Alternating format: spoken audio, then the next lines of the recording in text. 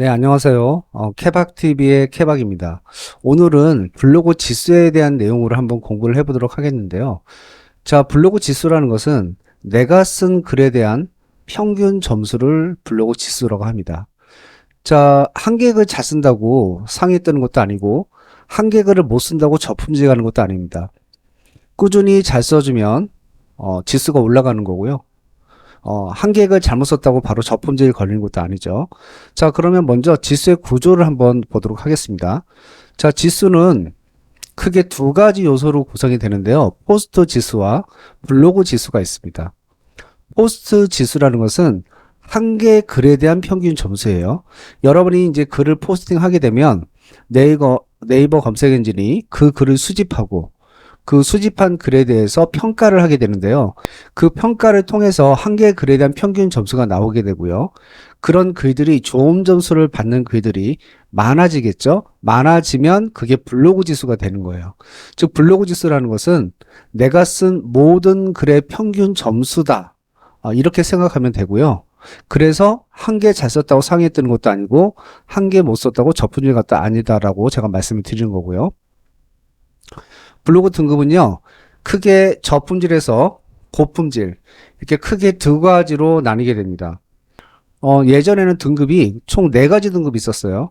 저품질, 일반, 최적화, 고품질. 그래서 보통 이제, 일반 같은 경우는 어떨 때는 좀 약한 키워드는 상단에 뜨고, 센 키워드는 상단에 뜨지 못하는 그런 등급을 얘기하고, 즉 최적화 등급 같은 경우는 거의 내가 쓴 모든 글들이 상단에 링크가 되는 것을 말합니다. 자, 그다음 고품질은요. 지수가 굉장히 높은 그런 등급인데요.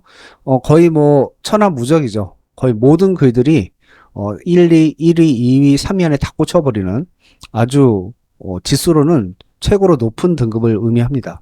근데 이 등급이 지금 화면에 보이는 것처럼 저품질에서 고품질로 딱 두 가지로 바뀌어버린 거예요. 그러니까 일반과 최적화, 저품질과 일반, 최적화, 고품질의 중간 사이를 없어져 버린 중간 사이가 없어진 거예요. 그러니까 쉽게 얘기하면 무슨 말이냐면 옛날에는 내가 쓴 글들이 딱 저희가 검토를 해보면 선생님 저품질 걸리셨네요. 선생님 일반 블로그예요.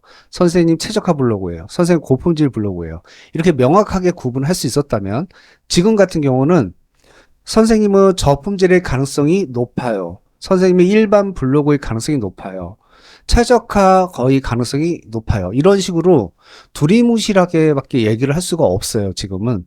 왜 그러냐면 옛날에는 저품질 걸리면 모든 글들이 상위에 못 떴거든요. 지금은 달라요. 저품질인 등급인데 특정 키워드는 상위에 뜨고 나머지 글들은 대부분 상위에 뜨지 못하고 반대로 고품질이면 예전에는 모든 키워드에 상위에 뜨는데 고품질인데도 어떤 키워드는 상위에 뜨고 어떤 키워드들은 상위에 못 뜨는 그런 키워드가 나온단 말이죠. 이것은 왜 그러냐면 키워드 저품질이라는 게 있어요.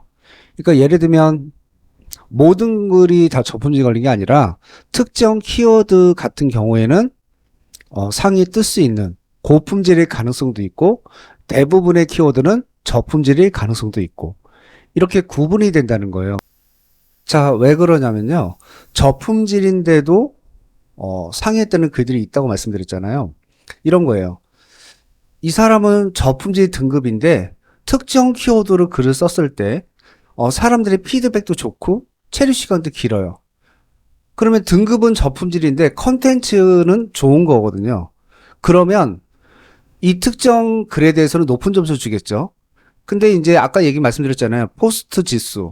한 개 글에 대한 평균 점수가 쌓이면 블로그 지수가 된다고. 근데 특정 키워드에서만 컨텐츠가 좋은 현상을 보이면 피드백도 좋고 좋은 컨텐츠를 인식되면은 그게 반복이 되면 그 키워드에서만 지수가 높아져요. 키워드 지수가. 그러면 그 키워드는 상위에 뜰 수 있는 그런 지수가 되는 거죠. 그래서 이렇게 바뀌었기 때문에 지금은 예전처럼 그렇게 명확하게 등급이 나뉘지 않는다. 그러다 보니까 로직도 되게 복잡해졌고 그러다 보니까 일반 업체 같은 데서 최적화 블로그를 생산하거나 뭐 이렇게 하는 경우가 지금은 그렇게 쉽지가 않습니다. 그래서 여러분들이 블로그를 운영한다면 반드시 여러분 스스로 진성 블로그를 만들어야 된다. 그래서 한 개의 블로그로 오랫동안 관리를 잘 해주면 아주 탄탄하고 순위 노출도 지속적으로 상승할 수 있는, 상위에 뜰 수 있는 그런 블로그를 만들 수 있다라고 제가 말씀을 드립니다. 자, 그 다음은요, 상업적인 글과 일상적인 글의 차이점이에요. 그러니까 여러분들이 생각하는 상업적인 글은 홍보한다, 어떤 제품을 홍보한다. 예를 들면 뭐 다이슨 청소기 이렇게 제목에 쓰면 아, 이거는 상업적인 거.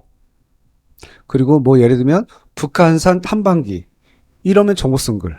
이렇게 얘기를 하시는데 검색 엔진은 그렇지 않습니다. 왜냐하면 자 보세요. 다이슨 청소기라고 제목을 썼는데 누군가는 다이슨 청소기를 사용해 봤더니 이러이러한 장점이 있고 이러이러한 단점이 있더라. 그래서 다이슨 청소기를 구매할 때는 이런 부분들을 굉장히 잘 써보고 유념해서 구매를 해야 된다. 자, 이게 정보성 글이냐 상업적인 글이냐. 우리 사람이 읽을 때는 얘는 정보성 글이죠. 그렇죠? 반대로 북한산 탐방기라고 했는데 북한산에 올라갔다 오면서 식당에 들렸는데 그 식당 음식이 되게 맛있더라. 그래서 이제 가격표를 막 올려놓고 아 여기는 가격이 얼만데 뭐 어떻게 하면 싸게 먹을 수가 있고 뭐 이렇게 올린다. 이게 정보성 글이냐 상업적인 글이냐 애매하죠. 그러니까 이게 상업적인 글이냐 정보성 글이냐를 판단하는 것 자체가 검색 엔진이 사람이 아니기 때문에 여러분의 글을 읽고 이해하는 것이 아니기 때문에 통계로 분석하는 거기 때문에 굉장히 분석하기가 어려운 부분들이 있어요. 근데 그 중에서 가장 확실하게 검색 엔진이 체크하는 항목 중에 하나는 패턴이에요. 패턴은 뭐냐면 일정한 규칙을 주는 거죠. 예를 들면 여러분들이 그 프로그램 블로그를 상위에 띄우기 위해서 프로그램이 자동으로 여러분의 그 방문자 수를 늘려주거나 이렇게 뭐 댓글을 달아주거나 체류 시간을 늘려주거나 하는 이런 프로그램들이 있거든요. 근데 이런 프로그램을 쓰게 되면 반드시 발생하는 게 뭐냐면 특정한 규칙이 발생하게 돼요. 이것이 바로 패턴이죠. 그렇기 때문에 그런 프로그램을 돌려서 여러분이 블로그 지수를 상승하려고 하는 것은 단기적으로는 그게 가능하나 장기적으로는 절대 1, 2, 3위 안에 유지하는 것 자체가 어려워지고 저품질에 걸린다. 그러니까 여러분들이 진성으로 글을 써서 체류 시간이나 이런 것들을 늘려줘야 되는 건데 이제 글 쓸 때 여러분들 스타일들이 있거든요. 그 중에 하나가 뭐 제목을 본문 첫 줄에 항상 메뉴에 써주고 글을 쓴다든지 아니면은 여러분 명함 같은 거 있잖아요. 명함 같은 거를 그림 파일로 해서 항상 매번 글마다 넣어준다든지 이런 것들이 일정한 규칙이고 패턴이에요.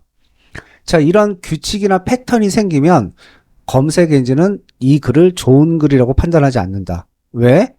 특정한 이미지가 계속 블로그마다 들어간다는 무슨 뜻이죠? 강조하는 거예요. 왜 강조를 하려고 하죠? 홍보하려고 하는 것이죠. 즉 패턴이 많은 글은 결코 좋은 글이 아니다. 이미지도 유사문서로 다 분석해요. 예전에는 그 이미지 안에 들어가 있는 글자 있잖아요. 이거는 인식을 못했거든요. 지금은 다 인식해요. 그래서 사진의 형태, 글꼴까지 다 읽기 때문에요. 특정 문구를 반복하는 것은 결코 좋은 방법이 아니다. 그러니까 여러분이 이제 유사문서 어떤 특정한 사진을 반복적으로 올렸을 때 그게 문제가 되는 거를 이렇게 생각해요. 한 장만 올려도 예를 들면 내가 어떤 블로그에 있는 사진을 캡처해서 올렸다. 그럼 유사문서란 말이에요. 그럼 난 지수가 떨어진다. 그렇지 않아요. 그게 뭐냐면 전체 내가 하나 쓴 글에 모든 글의 유사도를 비교했을 때 이 중에서 유사도가 사진 한 장만 똑같고 나머지 글들과 나머지 사진들은 다 새로운 사진이라고 인식이 되면 걔는 높은 점수를 받는 거예요. 즉 유사도가 있는 사진 한 장이 들어갔다고 해서 이 전체 글이 나쁜 점수를 받는 게 아니고 전체 글에서 차지하는 그 유사 문서의 비중, 그 비율이 얼마나 높으냐에 따라서 높은 점수를 받기도 하고 나쁜 점수를 받을 수도 있다. 보통은 유사도가 한 30% 미만으로 되는 게 좋은 거고요. 아예 없으면 더 좋은 거죠. 그러면 내가 어떤 글과 사진이나 내용 중에 한 50%는 같다. 50%. 50%는 다르고 50%는 같다. 그럼 이 글이 검색에서 노출이 될까요? 네, 노출이 되죠. 근데 점수는 마이너스가 되는 거죠. 그러니까 노출이 된다고 무조건 유사함수에 걸리지 않는다는 게 아니라 그만큼 점수가 깎이는 거예요. 유사도가 높게 되면.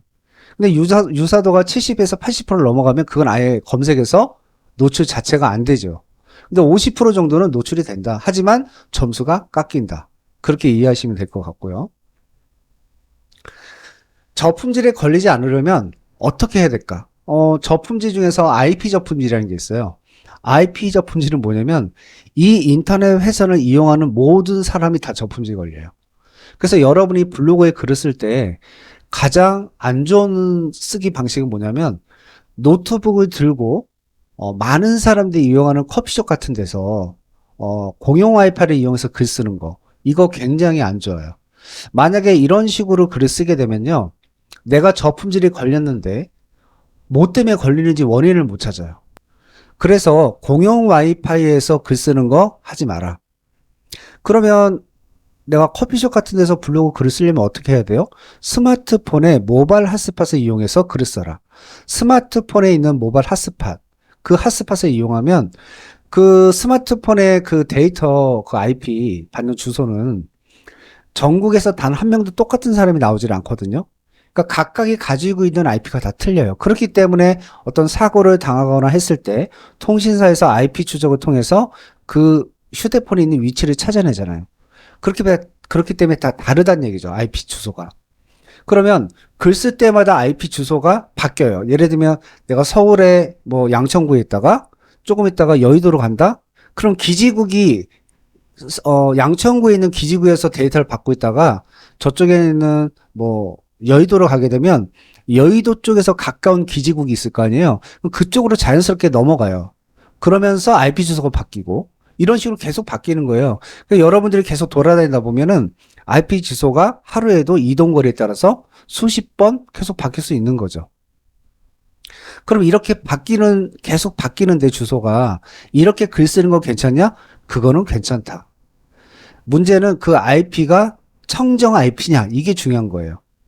그러니까 내 스마트폰에서 받는 IP는 우리나라에서 단 한 명도 똑같은 사람이 나올 수 없기 때문에 이거는 청정 IP예요. 그래서 절대 IP 저품질이 걸릴 위험이 없다. 또 하나는 본인들이 이제 블로그 타이틀 같은 거 못 만들잖아요. 그래서 이거를 업체에 의뢰하는 경우가 있다. 업체에 의뢰하면 어떻게 될까요? 업체에서 여러분의 아이디 비밀번호 달라고 해요. 왜냐하면 거는 법도 잘 모르니까 그 사이즈에 맞춰서 그 제작하는 업체에서 그 아이디 비번 받아서 그림 만들어서 거기다가 딱 집어넣어 준 다음에 다 됐습니다 라고 하면 여러분들이 이제 여러분 기존에 했던 아이디 로그인 해가지고 사용하는 거죠. 자, 이것도 IP 저품질이 걸릴 수 있는 거예요. 왜냐하면 그 상대방이 여러분 거 하나만 타이틀을 제작했을까요? 그 사람이 작업하는 IP는 한 곳일 거고요. 거기에서 의뢰하는 사람마다 계속 로그인, 로그아웃을 반복하겠죠. 이걸 네이버 검색인지 다 알아요. 자, 보세요. 어떤 IP에서 수십 명, 수백 명의 개인정보를 담고 있는 네이버 아이디가 로그인, 로그아웃을 반복한다. 그게 무슨 뜻이에요? 이건 정상적인 블로그를 운영하는 IP가 아닌 거죠. 그러면 이 IP에서 작업을 한 모든 블로그들은 저품질에 걸려요. 저품질에 걸린다고 해서 여러분한테 네이버에서 선생님, 여러분 블로그는 선생님 블로그는 저품질이에요. 이렇게 알려주지 않아요. 그러니까 여러분은 몰라요. 자, 그렇게 받아놓고 죽어라고 열심히 운영하고 아무리 잘해도 상에 뜨지 못한다는 거예요. 또 하나, 내가 오랜만에 이제 블로그 운영해보려고 들어갔더니 나도 모르는 글들이 블로그에 막 들어가 있어요. 근데 거기에 보면 막 사행성 글, 그 다음에 뭐 좀 야한 그런 글들이 막 쓰여 있는 거죠. 왜 그러지? 그래서 내가 비번을 바꿔요. 비번을 바꾸고 네이버에 얘기해요. 그 상태에서는 글들이 노출이 안 되니까 네이버에다가 해킹 당했어요 라고 얘기하면은 비번 바꾸라고 하고 그 다음에 블로그에 글을 쓰면 검색을 해보면 글이 노출은 돼요. 근데 중요한 건 뭐냐? 한번 해킹당한 블로그는 다시 글을 아무리 잘 쓰고 글들을 지우고 내가 처음부터 정상적인 글을 쓴다 하더라도 상위에 뜨는 블로그를 못 만들어낸다. 어떻게 하냐고요? 제가 경험했던 수십 명의 사람들 중에서 해킹당한 블로그로 최적화 블로그를 만드는 경우를 지금까지 단 한 번도 본 적이 없다. 순전히 경험상 말씀드리는 거거든요. 그래서 절대 해킹당한 거 아이디로는 최적화 블로그를 못 만든다. 그럼 어떻게 돼요? 한 사람당 네이버 아이디는 3개까지 만들 수 있잖아요. 아이디를 새로 만드는 거죠. 아이디를 새로 만들어서 다시 글쓰기를 하면 되는 거예요. 그럼 기존 건 어떻게 하면 돼요? 계속 저품질이가 이거는 뭐 써먹을 수가 없죠. 탈퇴한다. 그거는 탈퇴한다, 아이디를. 그리고 일정 기간이 되면 다시 만들 수 있죠. 그래서 그렇게 저품질 걸린 블로그는 아까워하지 말고 그냥 탈퇴를 해라. 그리고 나중에 일정 기간 지난 다음에 다른 아이디로 새롭게 만들어라. 네, 이렇게 해서 여러분들이 저품질을 피할 수가 있습니다. 자, 이제 다음 시간에는 네이버 검색 엔진에 대해서 한번 알아보도록 하겠습니다. 지금까지 시청해 주시느라 수고 많으셨습니다. 감사합니다. 다음에 봬요.